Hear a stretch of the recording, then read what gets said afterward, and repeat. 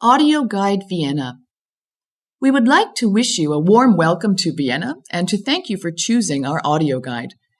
In purchasing our product, you will have not only acquired a detailed audio guide that will guide you through all of Vienna's most beautiful spots, but also have a lasting reminder of your stay. Start. Maria Theresa Square. U2 Museum's Quartier. Take the Underground Railway, line number 2, to the station Museum's Quartier and walk from there to Maria Theresa Platz. We are now standing at the feet of the mother-in-law of all Europe, as Maria Theresa, the Empress of Austria and Queen of Bohemia and Hungary, was called. Maria Theresa brought a total of 16 children to the world. She managed to marry most of her children off into dynasties throughout Europe. Her most famous daughter was Marie Antoinette, the wife of Louis XVI, who was decapitated during the French Revolution. The Maria Theresian era was characterized by wide-reaching reforms that brought about significant modernization throughout the lands of the Habsburg Empire. Maria Theresa introduced compulsory schooling for all, improved farmers' living conditions, abolished slavery, and made the first steps towards modernizing the administration. Her husband was Franz Stephan I. The monument, however, does not show Maria Theresa sitting amongst her large family, but instead surrounded by her advisors and some composers, including Willibald Gluck, Joseph Haydn, and Wolfgang Amadeus Mozart as a child. Maria Theresa lived in the 18th century from 1717 until 1780 and reigned from 1740 until her death. Museum of Art History, Museum of Natural History. Two buildings, alike to the point of being identical, demarcate Maria Theresa Square, the Museum of Natural History and the Museum of Art History. Distinguishing one of the museums from the other is not the easiest task for the visitor. The trick is as follows. Take a closer look at the figures that grace the tops of the domes on each building and try to make out the difference. A nude statue crowns the Museum of Natural History, whilst the figure on the roof of the Museum of Art History remains clothed.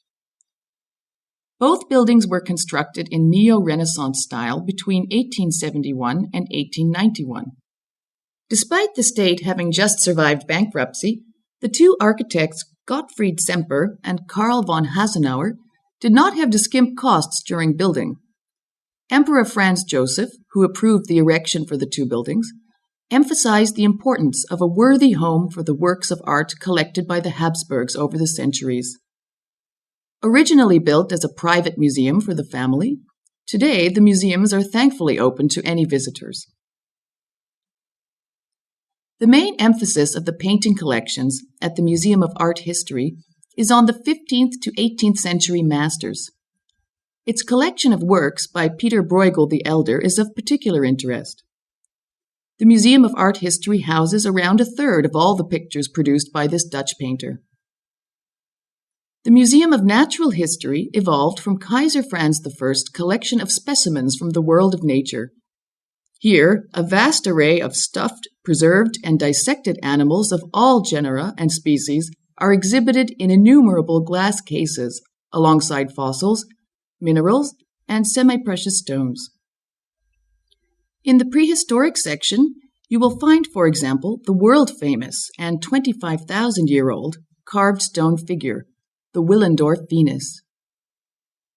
To have enough time to visit both museums, you should allow at least 2 to 4 hours for each building. We are now leaving Maria Theresa Platz, or Square, and walking straight ahead in the direction of the Hofburg, the Imperial Palace. This means that now we must cross the so-called Ring Road. The Ring is a multi-lane one-way street that encircles Vienna's first district, the historic city center. The road runs alongside where the old city walls of Vienna used to be. These served as defense and fortification for the city, even through the Turkish siege of 1683. From the start of the 19th century, the glacis, as the walls were then called, were used as a beloved promenade by Viennese men and women. Finally, in 1857, Kaiser Franz Joseph ordered the demolition of the city stronghold walls and the construction of the ring road. The ring road is noticeably wide. This was a matter of military consideration. In the construction plan's so-called motivation report, Franz Joseph stated that particular consideration is to be given to military strategy. The Kaiser feared an attack by enemy troops much less than the threat of a revolution by residents from the outskirts of the city. For this reason, the ring road was built particularly wide, so as to allow troops and materials to be transported as quickly as possible, and, at the same time, to make building barricades difficult for revolting citizens. The plots of land on which the city walls stood were either sold or rented. With this revenue, Franz Joseph financed a number of expensive administration buildings. Outer Palace Gates. Now we are arriving at the Hofburg Palace through the Outer Palace Gates. They were originally erected to commemorate the Battle of Leipzig of 1813, in which Napoleon was defeated. In the years 1933 and 34, they became a memorial for those killed in action in the First World War, and since 1945, they have also served as a memorial of honor to the victims of fascism. On the gates, you will find 2 Latin inscriptions in golden letters, which can be translated as follows: Franz Joseph, Emperor of Austria, 1824. And beneath this, Laurels for the laurel-worthy soldiers, 1916. On the inner side of the gates, the following inscription was added: Justitia regnorum fundamentum. Fairness is the fundament of rulers. Hofburg. Start. We are walking through the palace gates and are now in the Imperial Palace, in German, Hofburg. The heart of the Hofburg is a medieval fortified castle annex, the construction of which began in the second half of the 13th century. Over the course of the centuries, the Hofburg gradually changed its appearance from a fortress into a huge palace complex, and served until 1918 as the imperial residence. Right up until the Habsburg dynasty collapsed, each ruler had a wing torn down and a new one built in its place. From the Gothic style to the historicism of the latter years of the 19th century, the Imperial Palace exemplifies 7 centuries of architecture. Over several ages, this served as the center of the imperial power. Including all its squares and gardens, the Hofburg encompasses a total area of 240,000 square meters. A total of 2,600 rooms provided ample space for the Habsburg family members, functionaries, and servants. Heldenplatz. At the moment, we're standing in the middle of Heldenplatz, which means Heroes' Square in German, in which the less admirable episodes of Austrian history also took place. It was here in 1938 that an enormous crowd cheered for Adolf Hitler as he announced the annexation of Austria to the German Reich. The mighty building wing, in Neo-Renaissance style, on the right-hand side of the square, is the Neuburg, literally meaning New Castle. This part of the Hofburg Palace epitomizes what was the dying throe of the Habsburg Empire, which in the final years of the 19th century was held together solely by the Emperor Franz Joseph, but internally was also on the verge of breaking apart. Finally, the First World War brought about the end of the Habsburg dynasty, which had begun in 1273 with Rudolf I. The Neuburg, or New Palace, was erected according to the designs of Hasenauer and Semper, the architects of the Ring Road, during the period from 1881 to 1913. Today, the Neuburg houses the reading room of the Austrian National Library and several museums. Prince Eugene Memorial. Let us now cross the square and walk past the cavalier statue of Prince Eugene of Savoy on the right-hand side of Heldenplatz. Prince Eugene, the noble knight, served 3 emperors. Under Leopold I, he made a name for himself in the war against the Turks. Under Joseph I, he fought the War of the Spanish Succession, and during the reign of Charles IV, he served as a diplomat and statesman. Though when Prince Eugene died in 1736, the condolences expressed by his last lord were limited. Charles IV preferred to sojourn with the entire court just beyond the Vienna city boundaries to Luxembourg Palace to amuse ourselves, rather than to attend the burial ceremony. Royal Palace, Leopoldine Wing, Federal President's Offices. Stretching immediately in front of us is the Leopoldine Wing of the Royal Palace. Leopold I commissioned this part of the Hofburg. However, when the building was just about completed and the emperor had moved in, the wing burned down and had to be rebuilt. Maria Theresa and her son Joseph II also resided in the Leopoldine Wing. Emperor Joseph II's former study is used today by the federal president and leader of the Republic of Austria. The federal president and his office also use the remaining rooms in the Leopoldine Wing. If you wish to know if the president is at home, you only have to glance at the rooftop above the Leopoldine Wing. If the red-white-red flag is flying, the president is in the building. Regardless of whether the president is present or absent, this part of the Hofburg is not open for viewing tours. Inner Courtyard. When we walk through and underneath the Leopoldine Wing, we reach the inner courtyard. Look out for the worn, grooved wooden beams on the right-hand side. Here, visitors to the palace used to tie their horses, as entering the interior of the castle was only allowed on foot. In the middle of the courtyard, the monument of Emperor Franz meets us. He summoned the states and princes of Europe to the Congress of Vienna in 1814 to 1815. He left Prince Metternich to chair the debate. At the base of the monument are the words, Amorem meum populis meus, with my love to my people. Yeah, his love, but nothing else, not even a couple of cents for the poor, was apparently the cynical reply given by citizens regarding the inscription, as the monarch was renowned for being extremely stingy. During the reign of Emperor Franz and his Chancellor Metternich, the so-called Biedermeier era, the bourgeoisie's retreat from the public arena into the private sphere intensified. No wonder, since the cafes and pubs were full of informers and censorship was harsh. Zuckerbackerstiege, Adlerstiege. Now let us walk alongside the Leopoldine Wing, past the sentry box that served as protection for the palace guards, until we reach the Zuckerbackerstiege, or confectioner's staircase.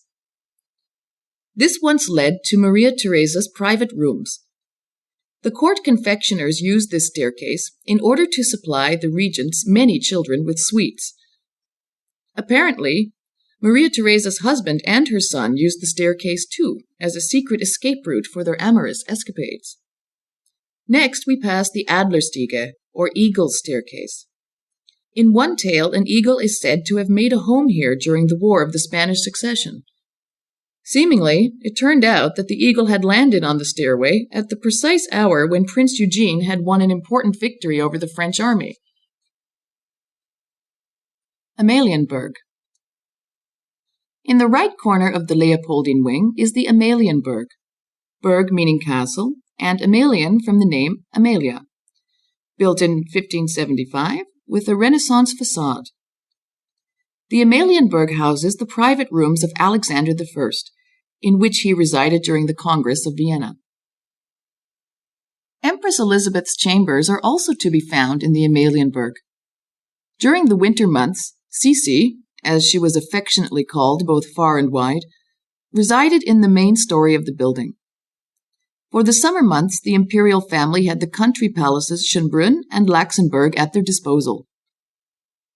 A turret in the Baroque style, on which you will be able to make out a weather vane, a horse, crowns Amalienburg.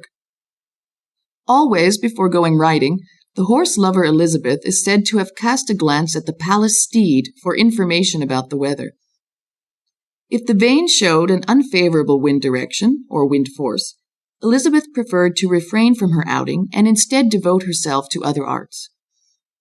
The private rooms in the Amalienburg can be visited, as can the Reichskanzleitrakt, the wing containing offices of the Imperial Chancellor.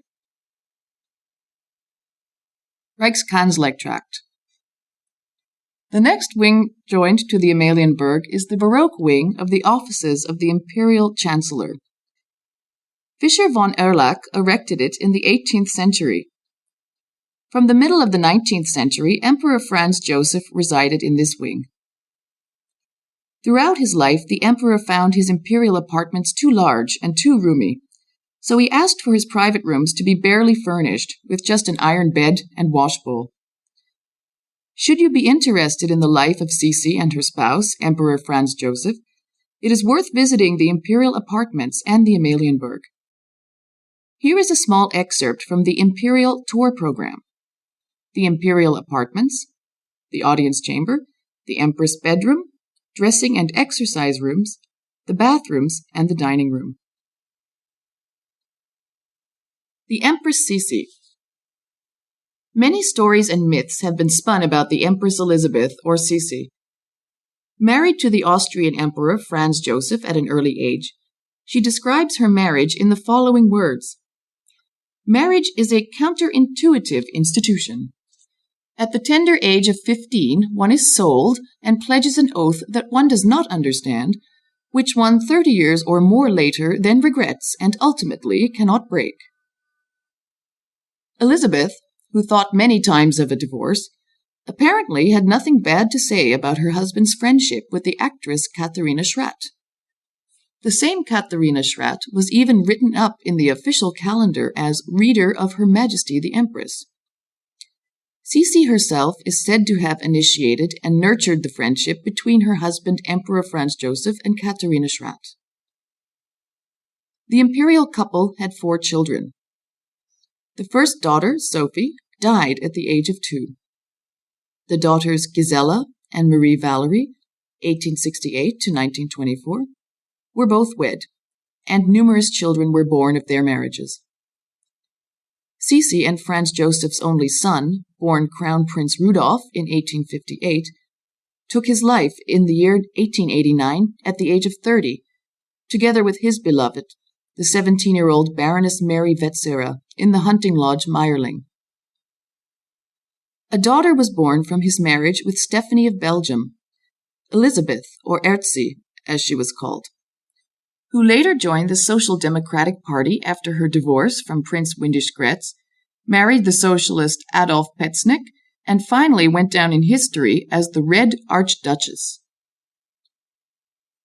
Tract. At the end of the wing of the offices of the Imperial Chancellor is the Tract, or St. Michael's Wing. It was erected after the demolition of the old Palace Theatre in 1888. Schweizer Tor. We have concluded our walk around the inner courtyard and are now standing in front of the red and gold Schweizer Tor, or Swiss Gate, across from Amalienburg. A frieze of animal skulls and garlands of flowers decorates the gate. Above this is the imperial coat of arms and the inscription, Ferdinand, Roman Emperor, King of Germany, King of Spain, Archduke of Austria, Duke of Burgundy, etc., in the year 1552. Now, who was this Ferdinand who was endowed with so many titles? He was the grandchild of the Austrian sovereign, who is considered the founder of the Habsburg matrimonial policy. We are talking about Maximilian I, who coined the phrase, "Let other lands wage wars. You, fortunate Austria, can marry." Or, in Latin, Bella garant alii, tu felix Austria nube. With this guiding principle of Habsburg foreign policy fresh in our minds, let's now step through the Swiss Gate. This Renaissance portal from the 16th century used to be the drawbridge, which led into the courtyard of the medieval castle. To the right and left of the gate, you can still make out the old castle moat. Schweizerhof. We are now in the Schweizerhof, or Swiss courtyard. The courtyard is named after the Swiss guard that guarded the castle, and is the oldest part of the Hofburg Palace. A four-towered medieval castle once stood here. The core of the castle annex has been preserved right up to the present day. During the course of time, only the four towers at each corner, the castle moat, and the drawbridge had to give way to newer extensions.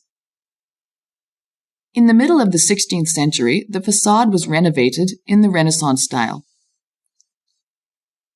The oldest part still intact is the Gothic Burgkapelle, Castle Chapel, which is merged into the palace complex on the right-hand side of the Swiss courtyard.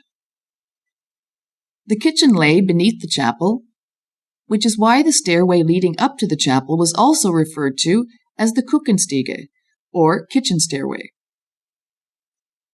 The Burgkapelle choir was made up of boy choristers of the court, who have since achieved worldwide acclaim and renown as the Vienna Boys Choir. On Sundays and religious holidays, the Vienna Boys Choir sings in the tiny castle chapel, except in July and August. No concerts take place in the chapel, rather Roman Catholic masses, during which the choristers stand in the organ gallery. Tickets need to be booked in advance. The Burgkapelle may be visited on weekdays from 11 a.m. to 3 p.m., on Fridays until 1 p.m. only. Treasury. In the corner to the right of the kitchen stairway, you will find the entrance to the Treasury, which, as the name suggests, is truly filled with treasure. The secular and religious treasures of the Habsburgs amassed throughout the centuries are exhibited here in 21 rooms.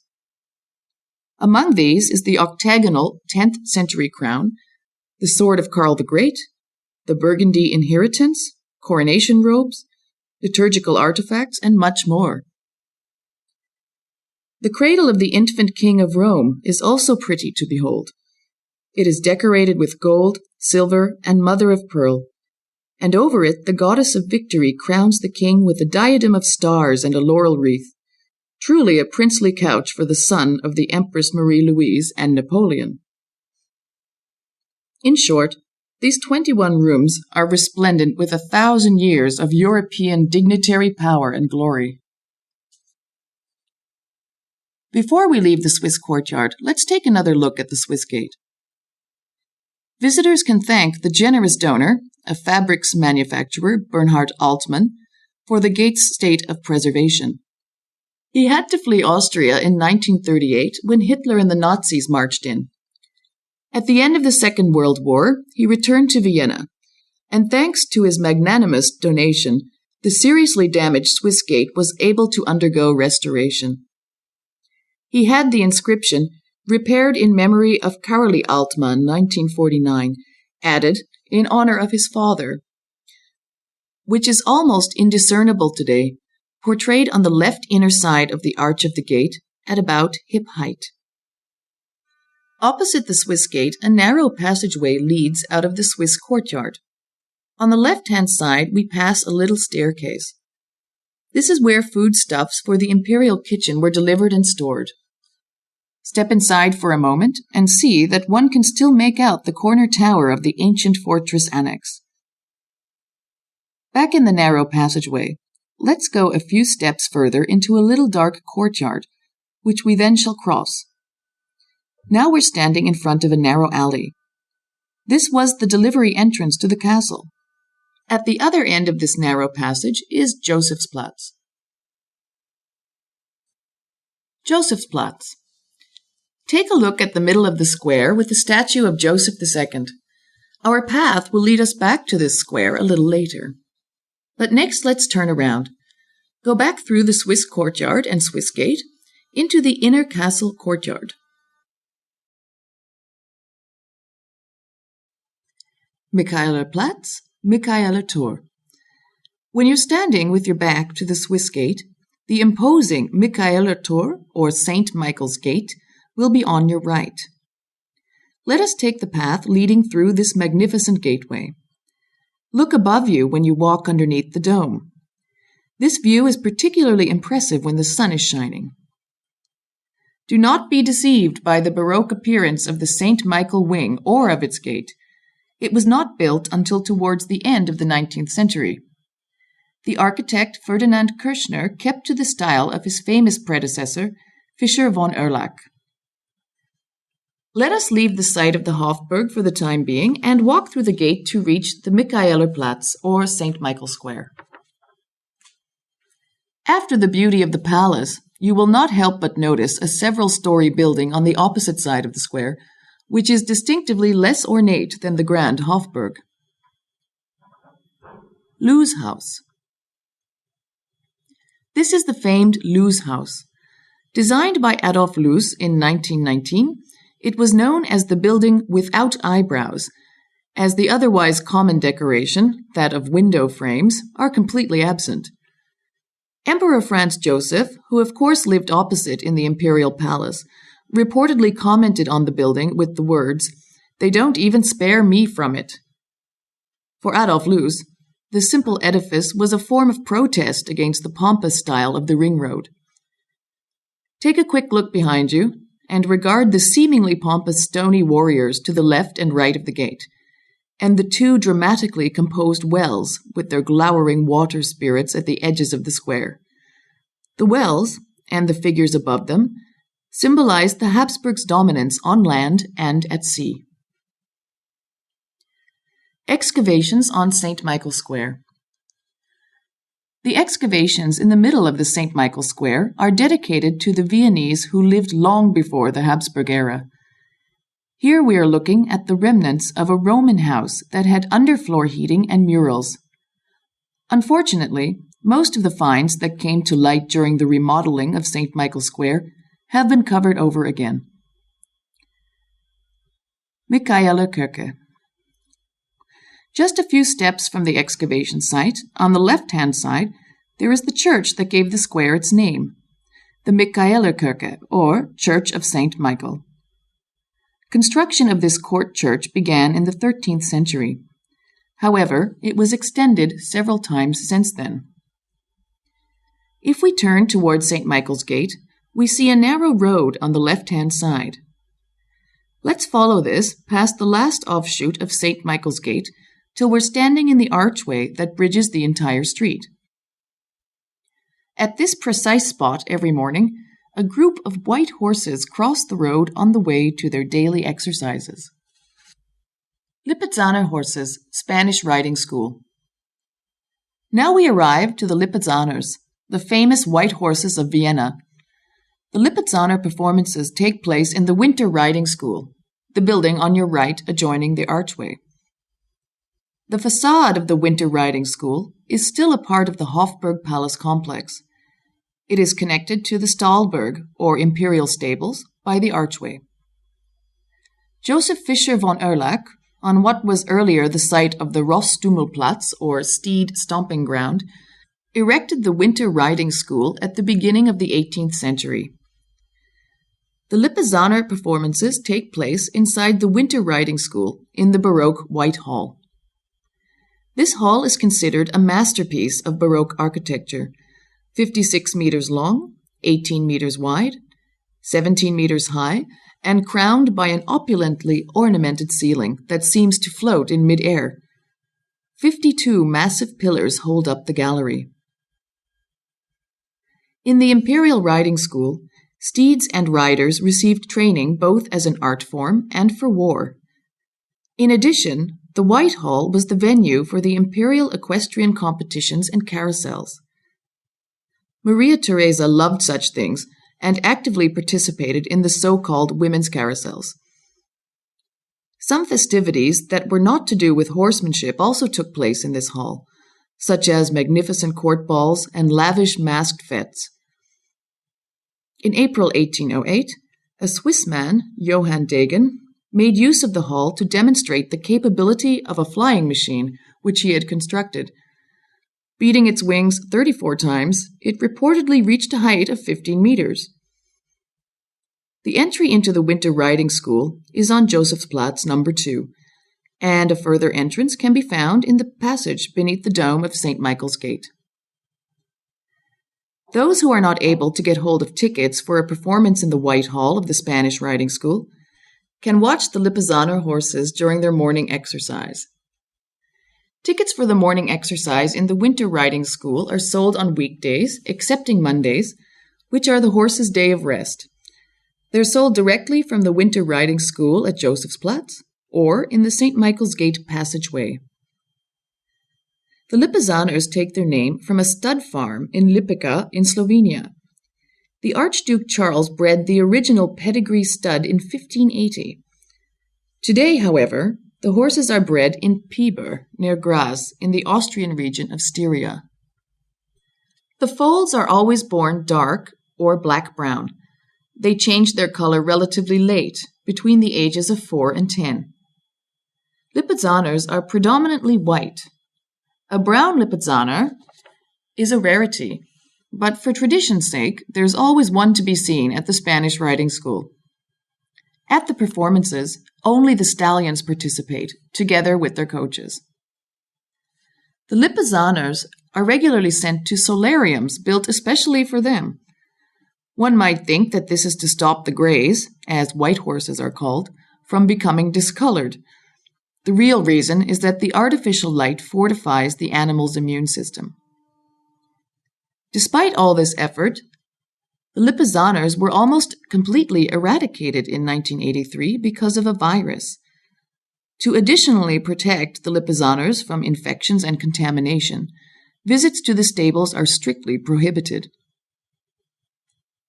Stallburg. The stables or mews of the Lipizzaners are contained in the Stallburg on the other end of the archway. Here the famed horses live in the comfort of a 16th century stately home. Let's take a closer look at the courtyard of the Stallburg or Imperial stables. The Stallburg was originally built for Maximilian II in the middle of the 16th century. Since the time of Charles VI in the middle of the 17th century, the white stallions have resided in the ground floor of this Renaissance palace. Aside from this purpose, the Imperial stables also contain the coaches' quarters, the smithy, the saddlers, and the library of the Spanish Riding School and storerooms of the Lipizzaner Museum. Guided tours of the Stallburg are available for groups of 10 or more. However, one does not get to see the Lipizzaners, as the stables are exempted from the tour. In order to see the horses up close, the best idea, apart from during the regular performances, is at the morning exercises in the Winter Riding School, as mentioned earlier. Josefsplatz, Emperor Joseph II. If we now walk a bit further through the archway, the narrow lane soon opens up into a large square, Josefsplatz or Joseph Square. This square is reputed to be one of the most elegant in Vienna. This, of course, you may judge for yourself. In the middle of the square, seated atop his steed, is Joseph II, Austria's Emperor of the Reform. Joseph II was the son of Maria Theresa. He resolutely continued her reform policy. He willingly called himself the foremost servant of the state. When asked in 1776 about the Declaration of Independence of the United States of America, which had just been passed, his opinion was, "There's no doubt that the people over there are right in many ways. My position, however, requires me to be a royalist." He saw to it that court privileges were cut back, serfdom was abolished, and, to a large extent, that all citizens were made equal before the law. The Decree of Tolerance of 1781, which he declared, granted non-Catholic Christians freedom of beliefs and equal civil liberties for the first time. This meant the possibility of learning a trade, of gaining an academic title, or of holding a position in public administration. A year later, fellow Jewish citizens were also granted freedom of religion. The stories on how Joseph II explained his conception of the equality of all citizens are now legendary. On one occasion, The representatives of the Jewish citizens asked for the abolition of extraordinary taxes that were imposed on Jewish draft horses. The matter was brought before the emperor. He replied to his deputies with the following question: "Can one baptize horses?" His deputies answered negatively, and Joseph II explained, "Then one should treat Jewish horses and Christian horses equally." National Library.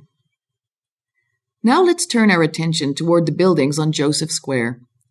The main attraction is the middle wing, the National Library. This high Baroque building was erected between 1722 and 1735 and was built according to the designs by Fischer von Erlach, the father and son. The group of figures in the centerpiece represents the Roman goddess Minerva. She is crushing with her chariot the two characters that bring discontent to the world, ignorance and envy.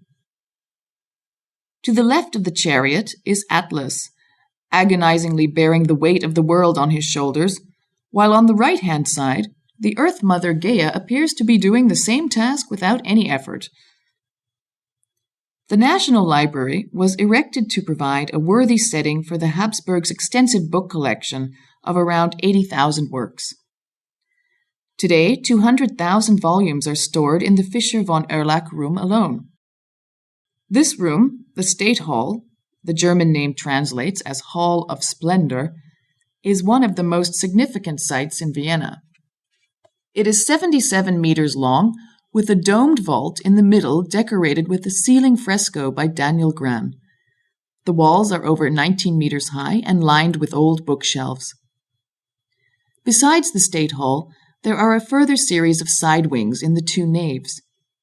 The entire collection of the National Library now comprises more than 2.4 million works.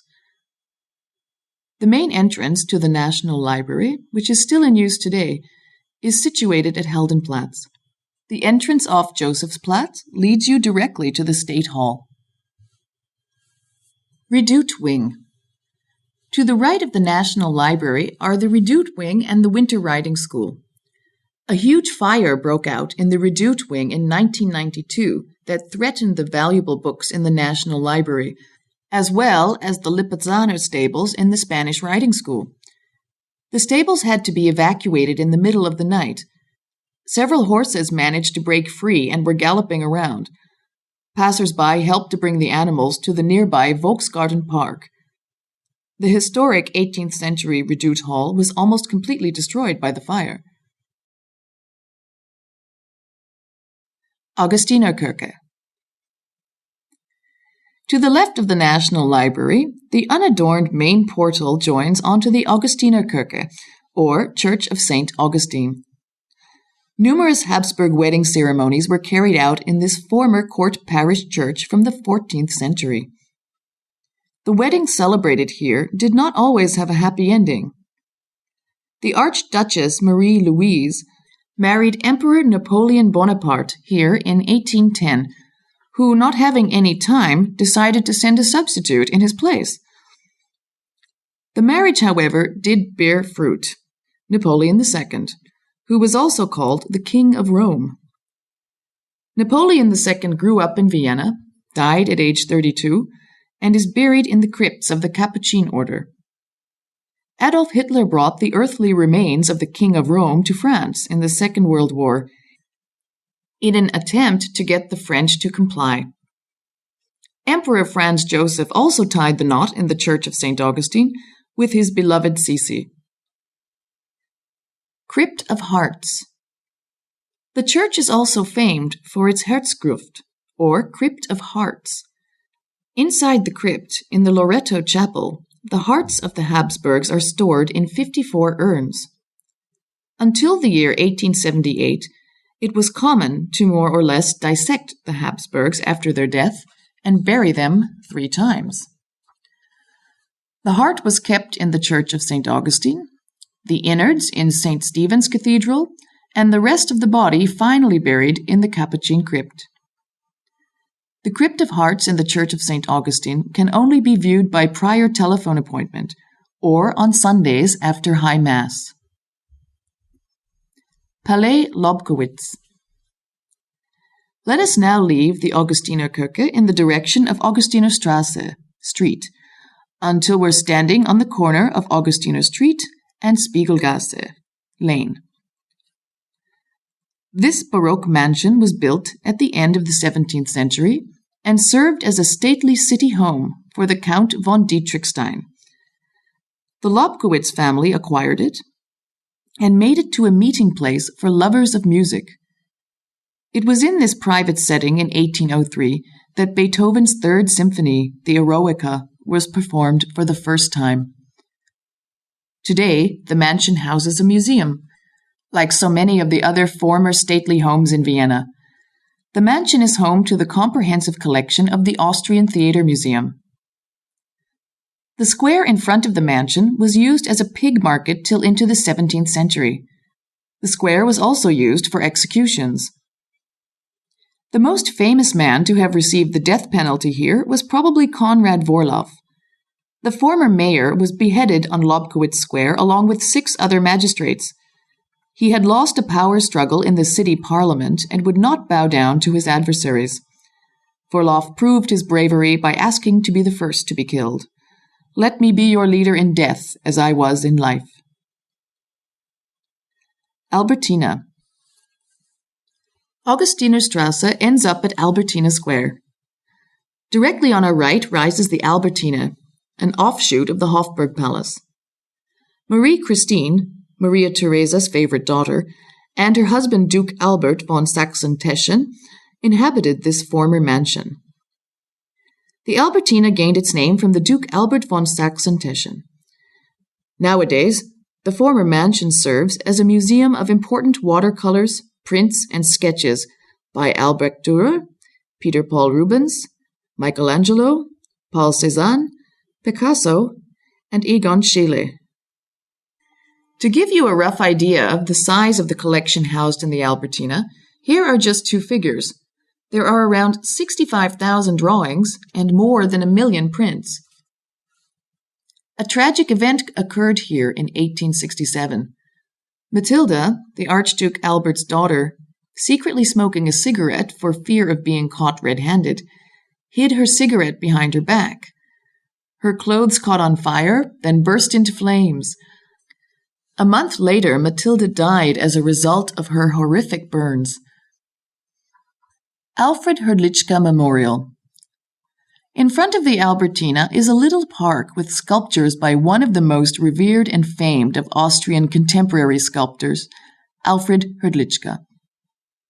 The sculptures were erected in the 90s as a memorial to the countless victims of war and fascism from the Second World War. On the other side of the little park, you can make out the rear of the Vienna State Opera. Before we inspect the opera further, it might be time for some refreshment.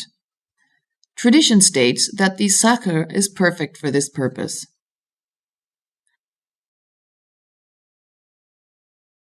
Hotel Sacher. At the rear of the opera, on the Philharmonikerstrasse, which leads directly away from Albertina Square, is the legendary Hotel Sacher to be found. Opened in 1876, it became famous within no time. Political decisions, which had worldwide repercussions, were made in the rooms of this hotel. The aristocracy, imperial family, and sensitive politics relied in equal measures upon the discretion of the hotel and of its hostess, the cigar-smoking Anna Sacher. Regardless of whether it concerned affairs of state or amorous adventures, one could always rely on Frau Sacher, though even she could not stop every scandal. In particular, the tale of the Archduke Otto Franz Joseph is legendary. The handsome Archduke, as Otto Franz Joseph was called, was one day standing clad in only his sword and his Order of the Golden Fleece before the Hotel Sacher, and was scaring off the guests. He was on the run from the husband of a lady of the bourgeoisie, with whom he had a get-together. The event gave the Viennese men and women a hot conversation topic for a long time to come. However, not only the scandals and overnight stays make the Sacher what it is and what it was. One has always been able to eat superbly here. Many a guest came straight from the Hofburg Palace banquet to eat in the hotel, since court etiquette demanded that the emperor's food had to be dished up first, and that the meal was over for everybody as soon as His Majesty had put his knife and fork down. Since Emperor Franz Joseph was a fast eater, it is said that guests sitting at the end of the imperial table could only look at the dishes before their completely untouched plates were carried out again. That's why they used to walk across from the Hofburg to the Sacher to have a decent meal. Naturally, the Sacher is also famous for its Sacher Torte. Franz Sacher, the hotel founder, created the world-famous chocolate cake during his time as chef at the home of Prince Metternich. Mr. Sacher is said to have uttered the following on the creation of his Sacher Torte. Prince Metternich was always bothering me with his pleas for me to create something new, as if my cakes weren't good enough. So I simply threw some ingredients together, and there I had it, the Sacher Torte. Today, Alexandra Gertler, born in 1975, runs the famous hotel. State Opera. After your Sacher Torte and coffee, we will devote ourselves to the Vienna State Opera. The magnificent Ring Road building opened its doors for the first time on the 25th of May, 1869, with the premiere of Mozart's Don Giovanni. Unfortunately, the architects of the neo-Renaissance edifice could not celebrate the occasion. Edward van der Nul had taken the Viennese ridicule of his opera so to heart that he committed suicide before the building's official opening. The architect August von Sickert, Edward van der Nul's partner of many years, died of a stroke just 2 months later. He was sure to have been deeply wounded by the mass repudiation of the edifice in public opinion, almost as much as by the loss of his lifetime companion. What were the architects reproached for? They were accused of not having developed their own style, and moreover, that the opera building reminds one of a railway station. People joked, Sickertsburg and van der Nul, neither man has any style. Actually, the two designers borrowed the architectonic elements of the opera from many different building styles, but taste is always debatable, as we all know. Emperor Franz Joseph, who at the time could not find one kind word to say about the building, was nevertheless so affected by the death of the two architects that from then on, at similar official openings, he only said, "It was very nice," or "I enjoyed it very much." The opera building was almost completely destroyed in the Second World War, and in the years 1945 to 1955 was rebuilt, opening in the autumn of 1955 with Beethoven's soul opera Fidelio. The former Austro-Hungarian Imperial court architect Hans Gasser designed the two wells at either side of the opera. Atop them is the mythical Lorelei, who is carried aloft by the figures of mourning, love, and revenge. That's about everything to note about the exterior of the building. Naturally, taking a look inside is well worthwhile. State Opera Inside. Either treat yourself to a performance and wander through the rooms during the intermission, or join a guided tour through the opera. In the months of July and August, when there are no performances, it's also possible to take a look behind the stage to inspect the remarkable stage machinery. Those who have too little time for such a pursuit should at least take a look at the main entrance and admire the broad marble staircase leading from the foyer to the first floor. 5 bronze statues by Ernst Julius Hanel adorn the outer facade on the balcony above the main entrance. They represent heroism, drama, imagination, comedy, and love. By the way, on the last Thursday of Shrovetide, Mardi Gras, the social event of the season takes place in the opera, the Vienna Opera Ball. The opera ball organizer is Elisabeth Gertler, the head chef at the Hotel Sacher. Tickets for the ball are sold out quickly and can become extremely expensive. To provide plenty of space for the waltz, the stage and seating rows in the stalls are moved away and left clear for the dancers. Kärntnerstrasse. After a final walk around the entire opera building, we're again standing in front of the Hotel Sacher. Let us turn to the left and walk up the Kärntnerstrasse street. We are making a left turn into the pedestrian zone and will stroll for a while along the Kärntnerstrasse. Kärntnerstrasse is the main shopping street of the inner city and is lined with numerous boutiques, department stores, and street-side cafes. In the Middle Ages, Kärntnerstrasse was the starting point of a trade route that stretched all the way from Vienna, via the Austrian region of Carinthia, to Venice. Let's walk up the Kärntnerstrasse until we reach the second side street on the right. Palais Esterhazy, Malteser Kirche. Here, on the corner of Kärntnerstrasse and Annagasse, is the oldest building on Kärntnerstrasse, the Palais Esterhazy. Originating from the 17th century, it now houses a casino. A few steps further on, and we're facing the front of the Maltese church. Maltese knights founded the Maltese church in the early 13th century. The facade is from the early 19th century. Inside, you will find vaults from the 15th century.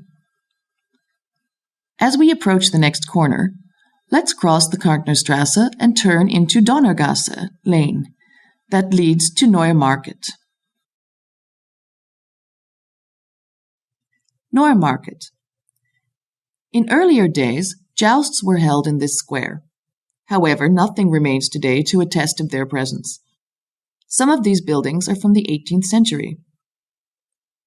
The well situated in the middle of the square is a copy of the Providence Well, erected by the artist Raphael Donner. The figures represent the Danube River tributaries. The figure in the middle is Providentia, or Providence. This clearly demonstrates the importance of the Danube to the Habsburgs. Despite this, the figurines experienced a downfall during the reign of Maria Theresa, due to their being naked. One of the monarch's secret police forces, the feared Chastity Commission, saw a threat to public morality in the statue's naked state and had the figures pulled down in 1770, causing them to disappear for over 30 years into storage. The original cast of the well stands in the lower Belvedere Gallery. Capuchin Crypt. The main attraction on Neue Market, or New Market, is the Capuchin Crypt on the left-hand side of the square. Starting 4 centuries ago, the bodies of most of the Habsburgs have found their final resting place here. If you remember, the hearts and innards are kept in the Church of St. Augustine and St. Stephen's Cathedral, respectively. For each of the Habsburgs' coffins, there are 2 keys in existence. One is the property of the Capuchin monks.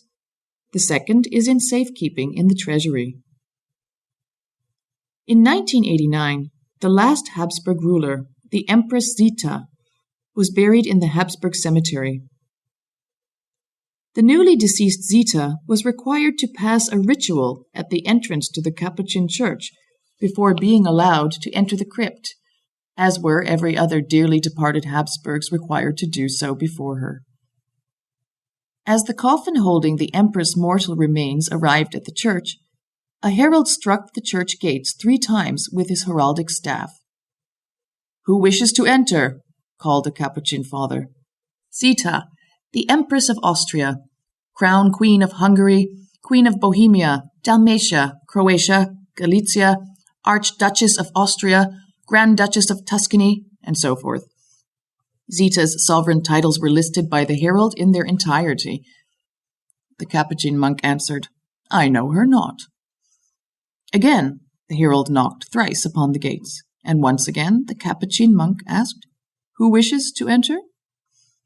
This time the herald contented himself with, "Zita, Her Majesty, the Empress and Queen." The monk replied in rejecting tones, "We know her not." For a 3rd time, the herald knocked on the gates, and again the question sounded, "Who wishes to enter?" "Zita, A mortal, sinful human." "So let her enter," replied the monk, opened the gates, and the coffin was allowed to be carried in. The crypt and the sarcophagi are available for viewing. The most eye-catching pieces have to be the Baroque double casket of Maria Theresa and her husband, Emperor Franz Stephan I. By the way, Maria Theresa visited the grave of her Franzl quite frequently. As her weight was quite considerable in the last few years of her life, they built an elevator for her, so that she could enter the crypt without any exertion. Just shortly before her death, the elevator got stuck 3 times. The Empress is said to have exclaimed, "It appears the crypt does not want to let me leave." 9 days later, on the 29th of November 1780, the Empress passed away and was buried beside her husband. Now let's leave the Capuchin crypt and walk to the left, past the well, to the end of the square. Neuer Market leads us on the left into Kupferschmiedgasse, or Coppersmith Lane. Walking up this lane, on the right we will pass Seelergasse Lane. Then shortly afterwards, again on our right, we find the Kartner Passage. In Kartner Passage we find the American Bar, which one of the most important exponents of the Art Nouveau style, the architect Adolf Loos, created in 1908. In contrast to his architectural contemporary, Otto Wagner, Loos shunned any superfluous ornamentation. He made use of soft lines, and his interior decoration showed his preference for mahogany panels and mirror walls. The interior in the American Bar is a superb example of this. It sparkles with extra details purposely designed by Loos, such as the tables lit from below and the sumptuous drinking glass cabinets. Stock im Eisenplatz. Let us walk further down the Kartner Passage and turn left into Kartnerstrasse. It leads us straight to the crossroads of St. Stephen's Square and the Graben Thoroughfare. This square takes its name, which translates as plank in iron square, from a tree stump, which is covered in nails. It is now preserved in the corner of the first building on the left side of Kartnerstrasse. Following an old custom, every craftsman hammered a nail into the tree stump before leaving the city to ensure him a safe journey home. The custom originates from the year 1440. The last nail hammered in comes from the late 1970s, from workers building the Vienna Underground Railway. Haashaus. Across from Stock im Eisen Square is a modern office building and shopping center, Haashaus. Haashaus was designed by the Austrian hotshot architect Hans Hollein and completed in 1990. A widespread public debate arose on completion of the Haashaus as to whether modern architecture was an enrichment of or a blemish on the historic inner city. Today, Haashaus is a permanent feature of the Vienna inner city. Stephansplatz. To the left of Haashaus is a wide thoroughfare, the so-called Graben. The unflattering English translation is ditch. But for the time being, let us turn to the right in the direction of Stephansplatz, or St. Stephen's Square. Highly visible in the middle of the square stands the mighty St. Stephen's Cathedral. Before we enter the cathedral, we'd like to show you the house, situated just behind the cathedral, of Austria's most famous musician, namely Wolfgang Amadeus Mozart. Let's walk around St. Stephen's Cathedral in an anti-clockwise direction, past the main portal on the right-hand side, and find on the rear side of the cathedral a small door carrying the address Stephansdomplatz number 4. Let's go through this and enter the courtyard of the German house. Then, turning right, let's stroll through the low passageway into the second courtyard. House of the German Order.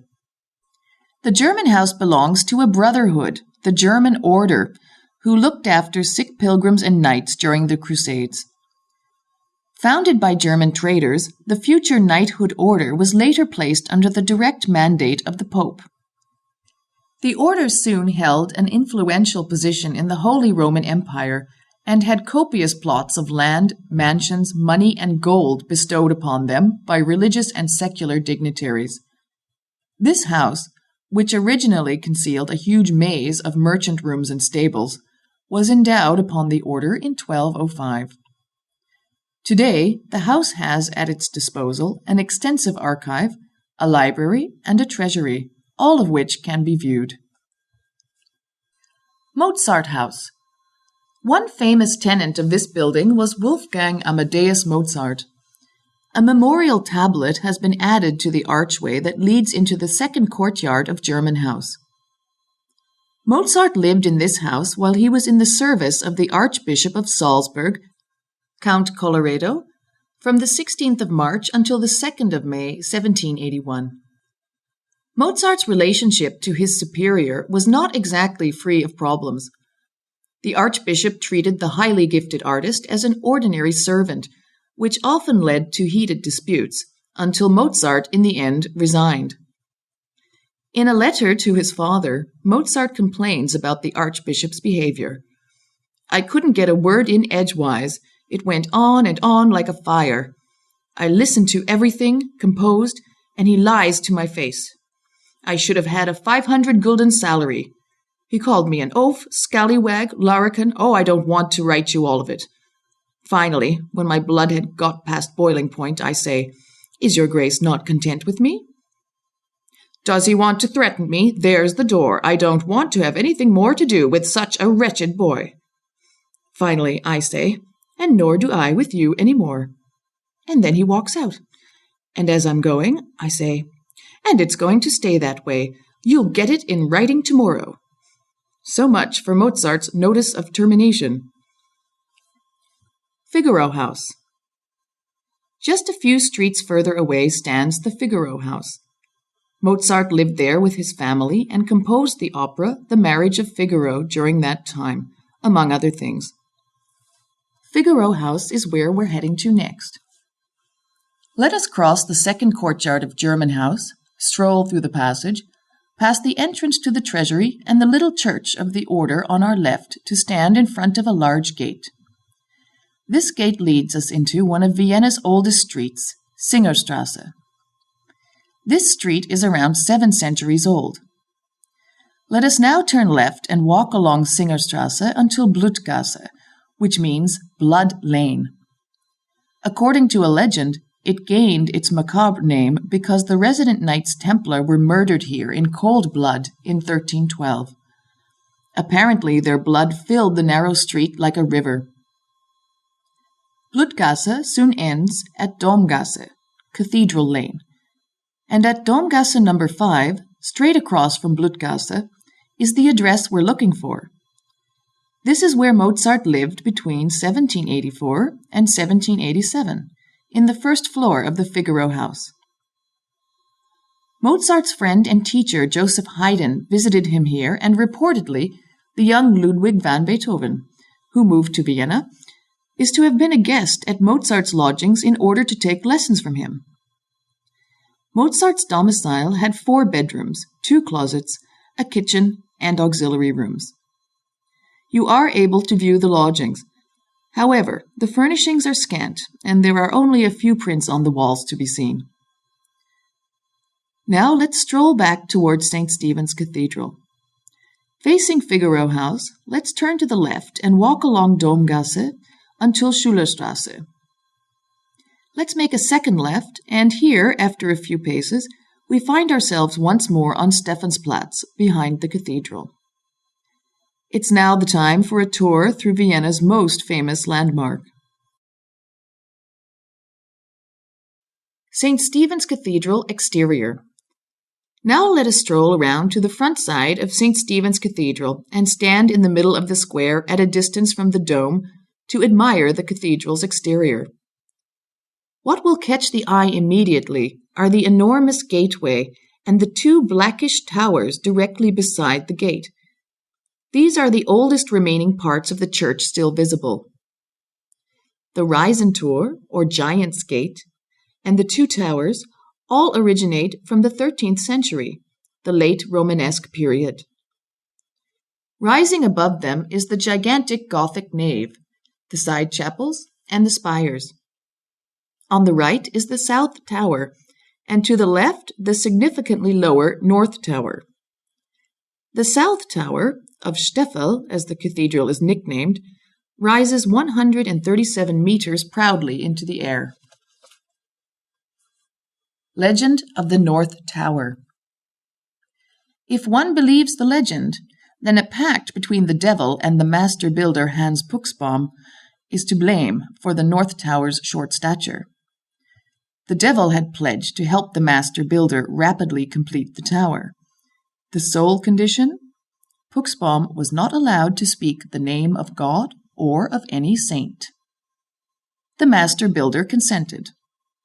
One day, Mary, his bride, was walking through the square. Puxbaum saw her and called her name from the scaffolding, Mary. Since the name of Mary is holy, the devil ruled a breach of contract and cast the master builder down from the scaffolding into the depths. His body was never found, and since then, no one has dared to do any more work on the North Tower. So the legend goes. Before we go in, we'd like to draw your attention to a small engraving to the right of the main entrance. Towards the end of the Second World War, someone carved out the letter and number combination 05 here. 05 was the sign of the Austrian resistance movement against the Nazis during the Second World War. The number 5 stands for the fifth letter of the alphabet, the E. OE are the beginning letters of the word that Hitler forbade, Austria.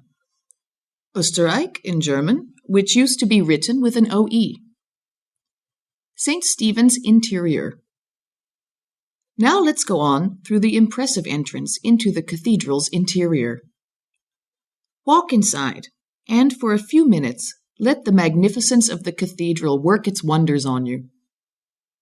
Before us lies the enormous three-hall space of the hall. From here, it's almost 100 meters to the high altar. Rising above us is the Gothic ribbed vault borne by richly ornamented pillars. We begin our tour of the cathedral on the left beside the entrance. The Theresa chapel is located here. Prince Eugene of Savoy, whom we mentioned earlier, is buried beneath the wrought iron bars of the chapel. A cross hangs over the altar in the Theresa chapel. The figure on the cross wears a beard of real hair. Legend has it that the beard still grows and has to be kept trimmed all year round for Good Friday.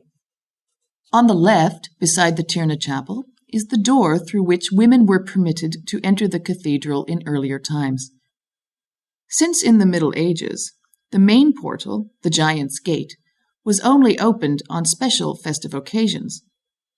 Before, one could only enter the church through the side doors. Furthermore, genders were strictly segregated in St. Stephen's, as in numerous other churches as well, with women seated on the left and men on the right. Let us proceed through the nave of the cathedral until the third pillar. The exquisitely decorated stairs of the late Gothic pulpit weave their way skywards. Lizards and snakes crawl along the balustrade, and a little dog barks at the symbol of evil. The 4 Latin Church Fathers protect the ingeniously decorated pulpit. They personify the 4 temperaments. Beneath the pulpit, the cathedral's master builder, Anton Pilgrim, looks out through a window at visitors. One might say the master builder left his insignia on the pulpit he had fashioned by way of this Fenstergucker, or window watcher. Just a few steps further, we meet the master pilgrim again on the cathedral wall. Beneath the Orgelfuss, the alcove built into the wall that housed the former organ. Equipped with compasses and protractor, he seems to bear the organ's downward tapering architrave block on his back. Pummerin Bell. In the north transept below the north tower, beside the Orgelfuss, is the staircase that leads one up to the Pummerin Bell. This bell, weighing over 20 tons, was cast from the metal of cannons looted from the Turks in 1711. It was recast in 1945 after it fell to the ground and shattered during the cathedral fire. Its deep chime now only peals on special occasions, such as at New Year's Eve.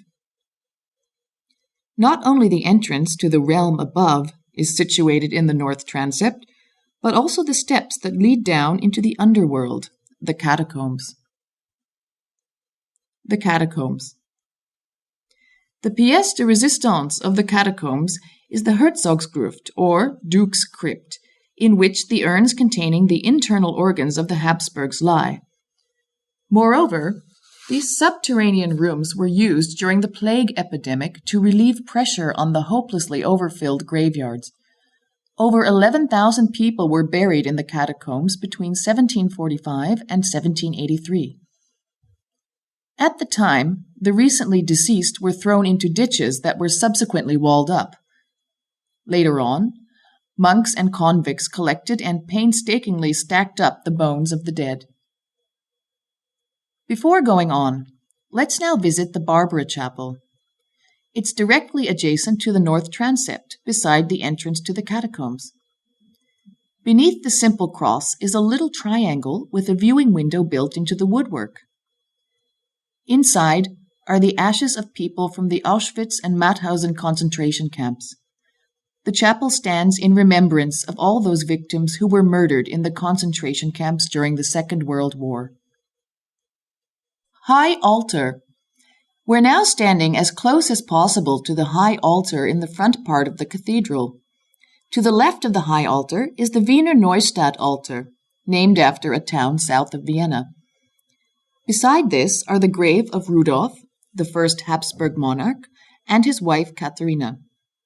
However, Rudolf and his wife are not laid to rest in this magnificent tomb, but in the prince's crypt. In the middle, the black marble high altar portrays the stoning of St. Stephen. It is the work of the brothers Tobias and Johann Pock from 1640. To the right of the high altar is the tomb of Friedrich III behind a barrier. Let's turn around, facing away from the high altar, and walk along the cathedral wall towards the south tower. Behind a little prayer stool, a statue of the Virgin Mary with child keeps a watch. Tale of the Servant Mother of God. This is the Servant Mother of God. A tale relates how the statue got its name. A long time ago, there lived an orphan girl who worked as a maidservant for a rich countess. The countess, a pious woman, had her own chapel in which to pray. All her servants feared the countess. When a valuable piece of jewelry disappeared one day, the countess immediately suspected the orphan maiden and summoned the guards. The girl ran filled with fear into the chapel and fell down at the feet of the Madonna, begging for her aid. "Holy Virgin, say that it isn't true. Help me. Show that you answer the prayer of even a simple maidservant and prove my innocence." The leader of the guards, impressed by the prayer, searched the manor once more and found the missing piece of jewelry in the possession of a stableman. The stableman confessed the theft, and the maidservant was let go. However, the wealthy countess was annoyed that the statue had anything to do with servants, and donated the Madonna to the church. From then on, this statue of Mary has been the patron saint of servants. South Tower. Above the transept, the south tower rises 136.7 meters into the sky. Within the tower, a winding flight of 343 stairs leads up from the sacristan chambers. Until 1965, Vienna's highest fire station was situated here, high above the rooftops. Still awaiting the exhausted visitor today is a glorious view of the entire city from above. Pucher Madonna. Back in the church, let's keep going along the church wall in the direction of the main entrance. Towards the end of the wall, we reach an altar where numerous candles are constantly burning. It is the dais of the Pucher Madonna. The effigy of the Madonna has been reputed to work miracles since the 17th century, when it was reported that real tears flowed out of her eyes. The Madonna icon originates from the Hungarian village of Pécs, from which we get the German name of Pucher. Right beside the Madonna is the Singer Gate. This mostly closed entrance matches the gate on the other side of the cathedral. The Singer Gate was the doorway through which the men entered the church. At the end of the aisle, a door leads into the tiny Eglius chapel. It is dedicated to Eglius, the patron saint of goldsmiths. The statue of Mary in the chapel comes from the former Himmelpforт, or Heaven's Gate, convent, and commemorates the fact that during the plague of 1679, the convent did not have one single case of infection. For this reason, the statue is named the Mother of God of the Home, or the Heaven's Gatekeeper. Organ Gallery. Our way out of the church leads us now past a little door in the anteroom. Behind this is the staircase that leads up to the organ gallery. Between April and October, the gallery is open to the visitor. It's well worth climbing up this small staircase, firstly to see the exhibition on the organ gallery, and secondly to view the architectural wonders of the cathedral that cannot otherwise be viewed from this perspective. Let's go back through the entranceway to Stephansplatz with the cathedral behind us. Let's go left, turning right at Haashaus, and wander along Graben thoroughfare to the Plague Column. The Plague Column. The Plague Column in the middle of Graben originates from the 17th century. When the plague afflicted the city of Vienna in 1679 and claimed hundreds of thousands of victims, the emperor of the time, Leopold I, vowed that he would have a Trinity column erected if the plague should end. He kept his word. He had himself portrayed kneeling and humble before God. Beneath this, an image devised by the Jesuits is to be seen, a saint and an angel burning a witch, the personification of the plague, together. The road home. Now, leave the Plague Column and keep walking straight ahead for a short while. To the left, the Graben ends up at Kohlmarkt, or Cabbage Market. Kohlmarkt is Austria's most expensive and exclusive shopping street. Many distinguished international stores have branches here. The Kohlmarkt leads us on to St. Michael's Square. A short walk through St. Michael's Gate and the Hofburg Palace, right across the Heldenplatz and the Ring Road, leads us back to the starting point of our tour, by the Maria Theresa Monument. From here, we would like to wish you a continued pleasant stay in Vienna and to thank you for choosing our audio guide. We would also like to take this opportunity to wish you all the best until the next time you hear the words, "Welcome to Vienna."